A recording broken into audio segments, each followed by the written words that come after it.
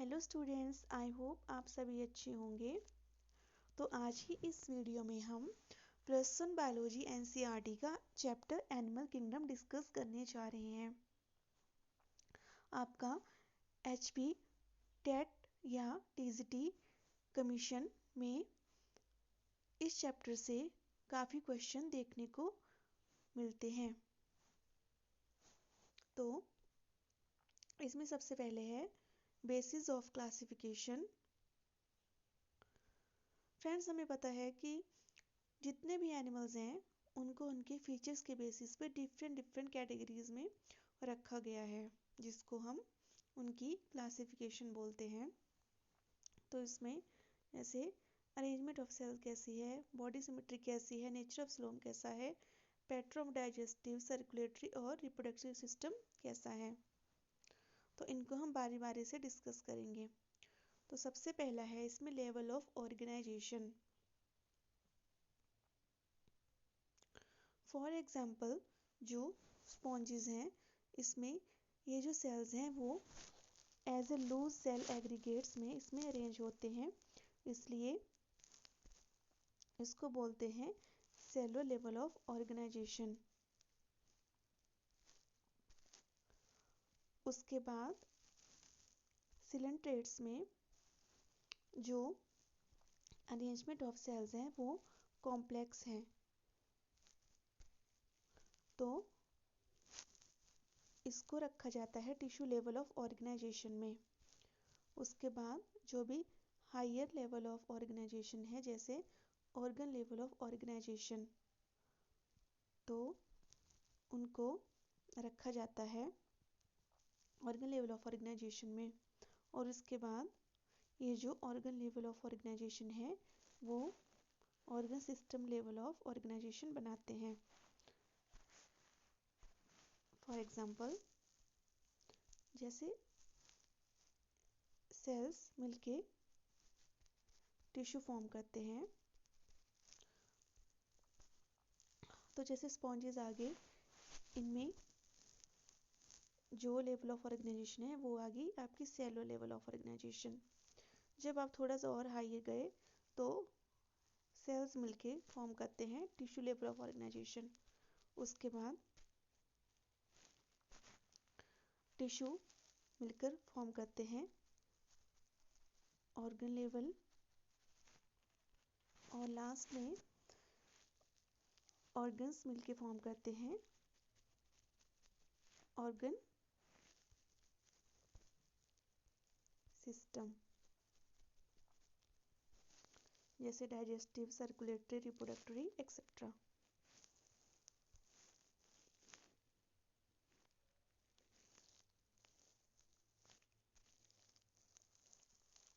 तो इसमें इनके एग्जाम्पल दिए गए हैं कि किसमें कैसा कैसा लेवल ऑफ ऑर्गेनाइजेशन होता है। तो आपके एग्जाम में इसमें से क्वेश्चन देखने को मिलता है कि जैसे आपसे पूछ लेंगे कि एनालिड, आर्थ्रोपोडा, मोलस्का, इनमें कैसे कैसे लेवल ऑफ ऑर्गेनाइजेशन है। इसके बाद आता है आपका ये organ system level of organisation.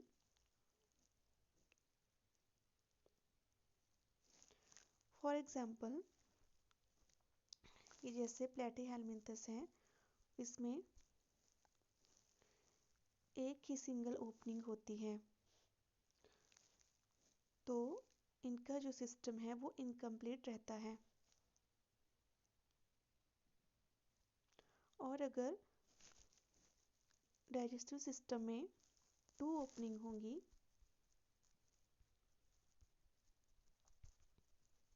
तो उसको कंप्लीट बोला जाएगा। फॉर एग्जांपल जैसे हम माउथ के थ्रू खाना शरीर में लेते हैं, और लास्ट में कंप्लीट डाइजेशन होने के बाद जब एनएस के थ्रू बाहर निकलता है तो इसको बोला जाता है कंप्लीट डाइजेशन।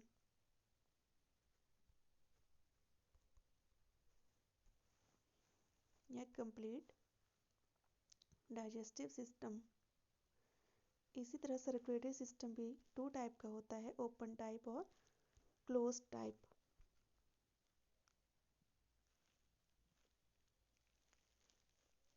अगर जो ब्लड होता है अगर वो हार्ट से पंप होकर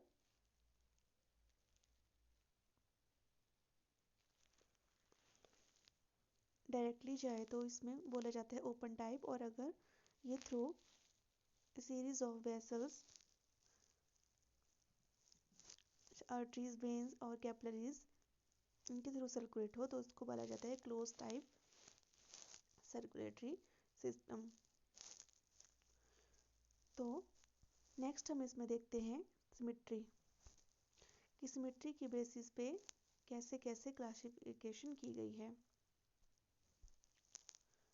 सबसे पहले बात आती है स्पॉन्जिस की। स्पॉन्जिस को असिमेट्रिकल कहा जाता है, यानी कि इसमें किसी भी तरह की सिमेट्री नहीं रहती। तो ये क्वेश्चन भी बार बार एग्जाम में देखने को मिलता है। और अगर हम किसी प्लेन से बॉडी को सेंट्रल एक्सिस पे डिवाइड करें और जो ऑर्गेनिज्म होगा अगर वो 2 आइडेंटिकल हाफ्स में बनता है तो उसको बोलते हैं रेडियल सिमेट्री, जैसे सिलेंट्रेट, टिनोफोर्स और इकेनोडर्म्स। तो इन तीनों में हमें रेडियल सिमेट्री को देखने को मिलती है। और जैसे एनिमल हो गए एनालिडा, आर्थ्रोपोडा, इसमें बॉडी को जब डिवाइड किया जाता है into identical left and right half, but इसको ओनली वन प्लेन पे ही जब देखा जाता है तो इसको हम बोलते हैं बायलेटरल सिमेट्री। तो देखो साइड में इसका ये इसे पिक्चर में दिखाया गया है। रेडियल सिमेट्री में डिवाइड किया गया है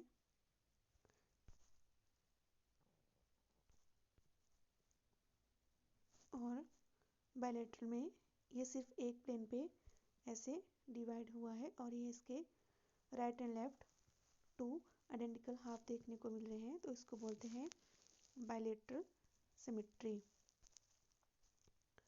इसके आगे है डिप्लोब्लास्टिक एंड ट्रिप्लोब्लास्टिक ऑर्गेनाइजेशन। देखो अगर एनिमल्स में जो सेल की अरेंजमेंट है वो 2 लेयर्स में देखने को मिलती है, जैसे जो इसमें बाहर की लेयर होगी यानी कि एक्सटर्नल लेयर उसको बोला जाता है एक्टोडर्म, और जो अंदर की लेयर है उसको बोला जाता है एंडोडर्म। तो ये जो आपके एनिमल है ये बोलते हैं डिप्लोब्लास्टिक लेयरें, डिप्लो मीन्स 2। तो डायग्राम में देखते हैं डिप्लो, जैसे ये आएगी आपकी बाहर की एक्टोडर्म और अंदर की आएगी एंडोडर्म, 2 लेयर्स होगी तो ये हो गया डिप्लोब्लास्टिक। और अगर कुछ एनिमल्स जिसमें इन दोनों के साथ साथ एक और आपको लेयर देखने को मिलती है जिसको हम बोलते हैं मीजोग्लिया, तो ये आ गया आपके ट्रिप्लोब्लास्टिक मीन्स 3। तो इसमें एग्जांपल दिया गया है जैसे सिलेंट्रेट्स में मिलती है डिप्लोब्लास्टिक और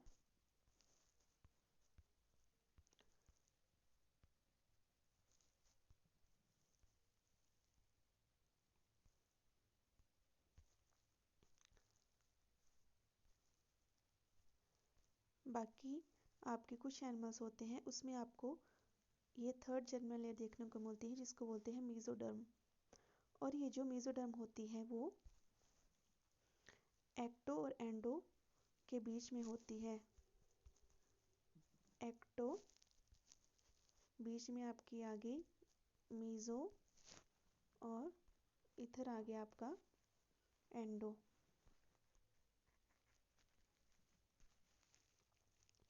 तो इसमें एग्जाम्पल दिए गए हैं ट्रिप्लोब्लास्टी के, जैसे प्लेटीहेलमिन्थस एक कॉर्डेट्स तक, मतलब प्लेटीहेलमिन्थस से आगे आपके जितने भी आगे क्लासेस आती जाएंगी उनमें ट्रिप्लोब्लास्टी आपको देखने को मिलती है।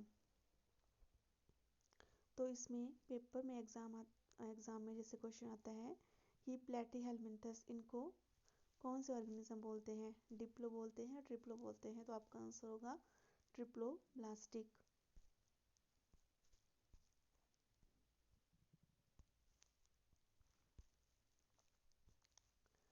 नेक्स्ट बात आती है इसमें सिलोम। प्रेजेंस और absence of a cavity between the body wall and gut wall is very important in classification. तो ये जो सिलोम रहता है ये भी आपकी क्लासिफिकेशन में काफ़ी एक इम्पॉर्टेंट बात है।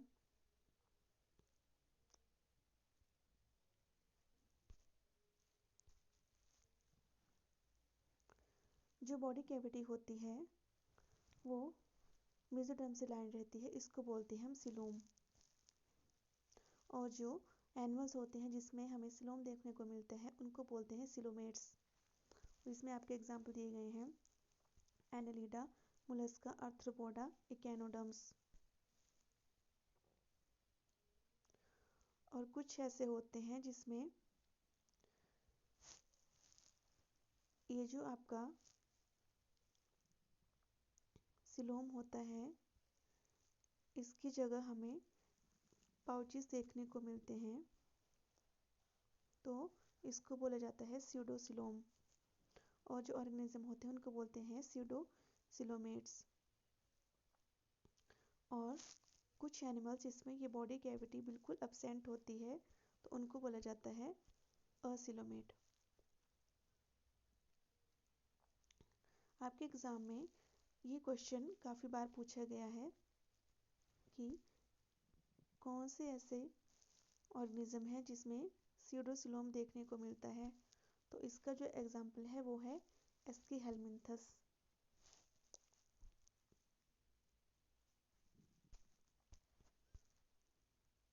इसमें हम देखते हैं जैसे फर्स्ट आ गया इसमें सिलोमेट, ये हमें देखने को मिल रही है बीच में सिलोम। और कुछ में इसकी जगह ऐसे पाउचेस देखने को मिलते हैं, तो ये आ गया आपके स्यूडोसिलोम। और देखो इसमें बिल्कुल एब्सेंट है, तो ये आ गया आपके असिलोमेट। नेक्स्ट आ गया आपकी सेगमेंटेशन।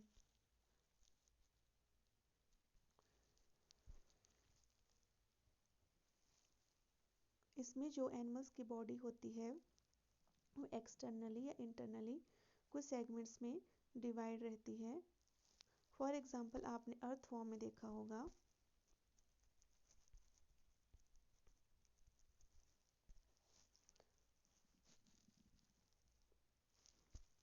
तो अर्थवॉर्म आपने देखी होगी,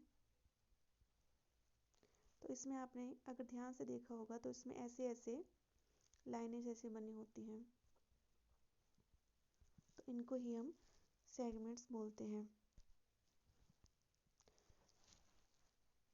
ऐसे एनिमल जिनकी बॉडी में ऐसे आपको पैटर्न देखने को मिलते हैं तो उसको हम बोलते हैं मेटामेरिक सेगमेंटेशन। और ये जो फिनोमेना होता है उसको बोलते हैं मेटामेरिज्म। नेक्स्ट आगे नोटोकॉड। जो नोटोकॉड होती है वो डिराइव हुई है एक रोड लाइक स्ट्रक्चर से ड्यूरिंग एम्ब्रियोनिक डेवलपमेंट। ऐसे एनिमल जिसमें क्या रहती है, नोटोकॉड रहती है। अगर नोटोकॉड प्रेजेंट होगी तो उनको बोलते हैं कॉर्डेट्स।